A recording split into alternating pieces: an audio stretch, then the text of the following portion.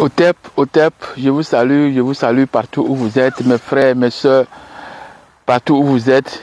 Recevez mes salutations, c'est votre frère et je suis là pour vous inviter ce dimanche à un nouveau thème. Oui, ce thème est aussi important, mais c'est la réponse, oui, que j'ai laissé pas exprès dans la vidéo. J'ai laissé le troisième point, qui est la réponse à la question posée par l'intitulé. La Pâque chrétienne était, pourquoi la Pâque chrétienne n'était pas une Pâque bis, mais plutôt une Pâque de trop. Voilà la question que pose cet intitulé. Je l'ai par exprès, je l'ai laissé et je veux le traiter dans ce chapitre. Oui, un nouveau chapitre. Oui, ce chapitre est intitulé l'équinos. Vous connaissez l'équinos. L'équinos, un message céleste adressé par le Créateur, le Dieu, le Suprême, le Démurge, Amon-Ra, l'incréé, voilà, à toute sa créature, ou bien à toute l'humanité. Je reprends. Le message a pour titre l'équinos, un message céleste adressé par le Dieu, le Suprême, à toute l'humanité, sans exception. Oui, l'équinos, vous connaissez ce que c'est que l'équinos. C'est un message céleste, ça vient du ciel. Vous savez ça, non? Ça vient du ciel, l'équinos. Equinos, equi veut dire égal, nos veut dire nuit. Donc le jour est égal à la nuit. Voilà l'équinos. Et ce message, nous le recevons directement du ciel.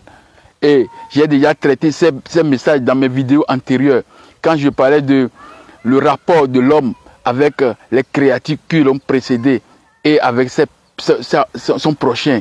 Voilà, j'ai déjà traité.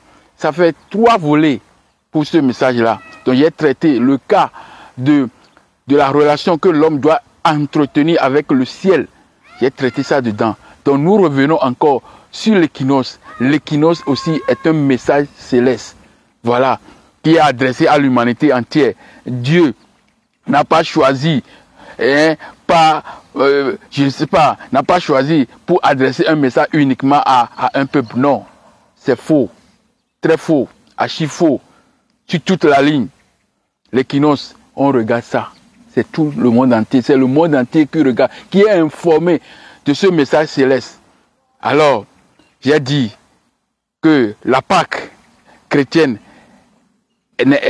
pourquoi la Pâque chrétienne n'était pas une Pâque bis, oui, mais une Pâque plutôt une Pâque de trop. Voilà, c'est une question. Donc la Pâque, si nous voyons l'origine de la Pâque, comme eux-mêmes ils ont dit que c'est une origine cananéenne, voilà, c'est encore un point. J'ai déjà traité ce point dans un autre sujet, quand je parlais des païens.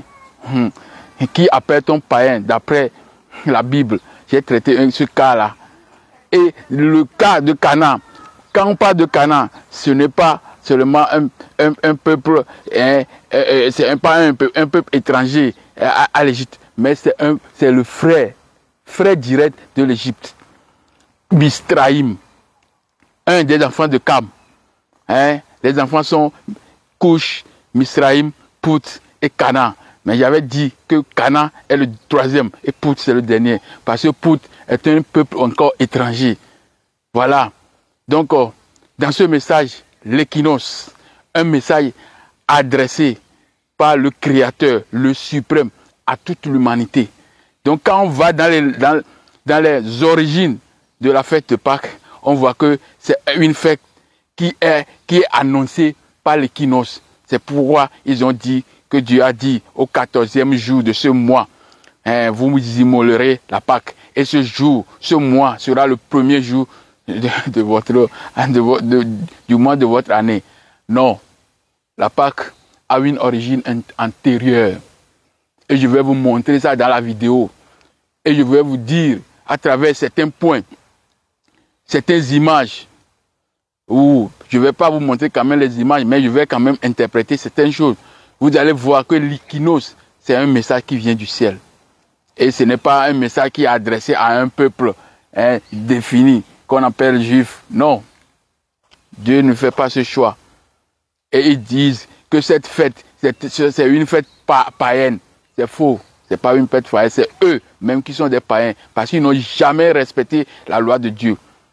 Ils se sont arrogés comme ça, parler de Dieu comme si Dieu les a adressé quelque chose. Non.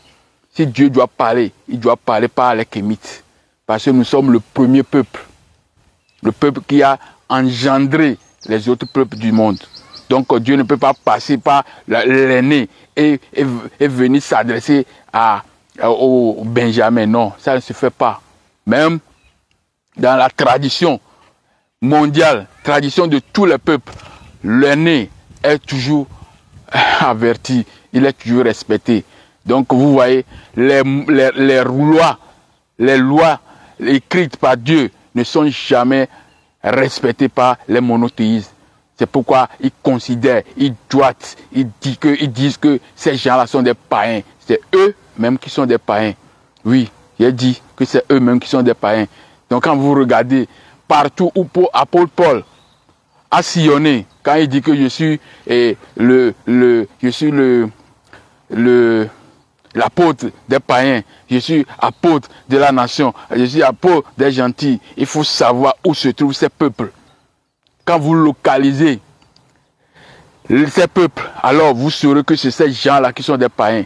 Lisez, je vous ai dit la fois dernière, lisez Ézéchiel 32, à partir de 18 à 32. Vous verrez les incirconcis. C'est ça, les païens, les incirconcis. Et nous, en Afrique, jamais incirconcis. Nous sommes des circoncis. Si Dieu a pu parler à l'humanité, c'est à nous, le peuple noir, qui s'est adressé premièrement. Et ces gens, ils ont usurpé tout ce qui est de l'aîné. Et ils se disent que l'aîné est un diable. C'est faux. Nous ne sommes pas des diables. Nous sommes le vrai peuple de Dieu. Nous sommes le vrai peuple de Dieu. Dieu est noir, méconnaissable. Dieu est insaisissable. On ne voit pas Dieu. Il est dans un gouffre noir. Donc quand il veut produire les premières choses de l'humanité, c'est l'homme noir qui est sorti. Et c'est bien défini. Si vous regardez mes thèmes, mes vidéos que j'ai faites, vous verrez, j'ai fait des séquences de vidéos et ces séquences s'agencent l'une à l'autre. Je ne fais pas des choses à l'insolite. C'est pourquoi la vidéo, le titre, l'intitulé que j'ai fait dernièrement, la Pâque, pourquoi la Pâque juive n'est pas une Pâque bis, mais plutôt une Pâque de trop. Voilà, je vais vous dire les différences entre les deux Pâques. Et les deux Pâques, pourquoi ils ne sont pas concordants? Pourquoi l'autre monte contre l'autre? Oui, parce que l'une, ça a usurpé la Pâque de l'autre. Et mais cette Pâque qu'ils ont usurpée, quand on prend l'origine, c'est une Pâque qui vient de l'équinoxe. C'est l'équinoxe de printemps qui annonce cette fête. Et cette fête est fêtée partout dans le monde entier. Et je vous donnerai tous les endroits, pas tout en quand même, mais je vous donnerai quelques points des endroits qui sont énumérés et repérés et qui sont des endroits où les hommes venaient adorer Dieu quand ils rentrent dans la nouvelle année. Vous voyez, on passe dans le temps de nuit et puis on rentre dans le temps de la clarté. C'est ça la renaissance, la naissance. C'est pourquoi ils ont pour des symboles matériels œufs, lapin. Ce sont ces choses-là qu'ils ont usurpées du peuple, de l'humanité. Parce que l'œuf, c'est la naissance, c'est la renaissance. C'est la vie, vitalité. Une nouvelle vie commence. C'est comme ça l'explication de la Pâque. Et cette Pâque, c'est un message qu'on a reçu du ciel, l'équinoxe. C'est pourquoi j'ai réservé la question la réponse à cette question, je l'ai réservée pour le traiter dans ce message. Je vais vous dire la différence entre entre les deux fêtes, Pâques juives et Pâques chrétiennes. Ils sont très diamétralement opposés. Mais tout le monde croit que c'est la Pâque. Non, ce n'est pas une Pâque de bis. Car si nous voyons le 14e jour, c'est l'équinoxe de printemps. Et eux, c'est au regard de cet équinoxe que la Pâque chrétienne fête aussi sa Pâque après une semaine de la pleine lune. Alors que la première, eux, ils le fêtent la première lune, hein, dans l'équinoxe de printemps. Vous voyez, c'est l'équinoxe de printemps qui est la base, qui est l'annonciateur, hein, de cette fête. Et on a usurpé cette fête en disant que c'est notre fête. Dieu nous a parlé, Dieu nous a fait ceci, Dieu a fait cela. Je vais vous montrer à travers la vidéo, vous allez regarder. Il y a des endroits précis que les gens viennent pour honorer Dieu, pour adorer Dieu, pour le dire, Seigneur, tu nous as donné encore un autre temps, un temps nouveau, où les choses vont commencer par fleurir. Il y aura la fécondité, il y aura la fertilité, il y aura tout pour la vie, pour rehausser, pour rebondir, pour renaître de nouveau. C'est ça, le soleil que nous voyons avec ses énergies, quand il vient, il rentre dans la terre, il rentre dans l'homme, il produit de l'énergie suffisante pour que nous pouvions assurer notre subsistance. C'est ça, la fécondité, la fertilité. Ce sont les éléments de la lumière, la lumière, qui donne de la vigueur à toute sa créature, y compris l'homme, pour que la pérennité de l'espèce, de toute espèce sur la terre, soit là. C'est l'énergie là qui vient dans l'équinoxe de printemps, qui annonce que vous pouvez maintenant planter et vous aurez de quoi se nourrir pour la vie qui va venir après. Donc vous aurez de l'énergie. Parce que quand nous ne mangeons pas, on n'a pas de l'énergie. Donc tout est basé sur Dieu, de l'énergie, Amora. Amora, c'est sur lui que tout est passé. Voilà, nous allons lire beaucoup de versets. Je voudrais vous dire, quand on va commencer par Job 38, connais-tu les lois du ciel? Les lois qui sont dans le ciel, ce sont des lois, c'est un message. Et ce message est adressé directement à l'humanité tout entière, pas à un peuple qui se dit peuple élu. Tout ça, ce sont des faussetés. Nous irons à la lumière, que ce soit dans le brouhaha. Nous allons arriver à la lumière, car la lumière, Dieu, nous éclaire et nous serve de route pour arriver vers lui. Et nous arriverons certainement à cette lumière, car elle brille en nous. Vous êtes des enfants de la lumière. Nous sommes les enfants du soleil. Nous sommes les enfants de l'énergie. Nous sommes l'enfant du Créateur, le Dieu Tout-Puissant, le suprême Amon-Ra, Netché-Wa, Dieu unique. Nous, le Créateur, ta Créateur, nous sommes le Dieu vivant. Oui, si nous sommes les enfants de Dieu, nous sommes des dieux. Un lion donne naissance à un lion, panthère à un panthère. Et l'homme va donner naissance à qui? À l'homme.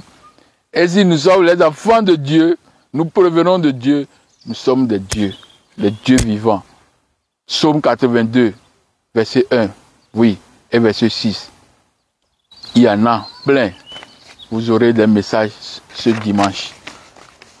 À partir de 19h, on se verra, vous aurez l'entière exclusivité de ce message. L'équinoxe, un message céleste adressé par l'incréé Amon-Ra, Netché-Wa, ou Dieu unique des uniques, à toute l'humanité, à toute sa création. C'est un message qui vient directement du ciel et qu'on reçoit. Ce n'est pas un message pour annoncer la Pâque, chrétienne, la Pâque juive, tout ça là, on va traiter ça. Merci mes frères, merci mes soeurs, mes aînés. Je suis très fan de vous, comme vous êtes aussi fan de moi. Je vous dis à tantôt et on se verra ce dimanche à partir de 19 h. Bye.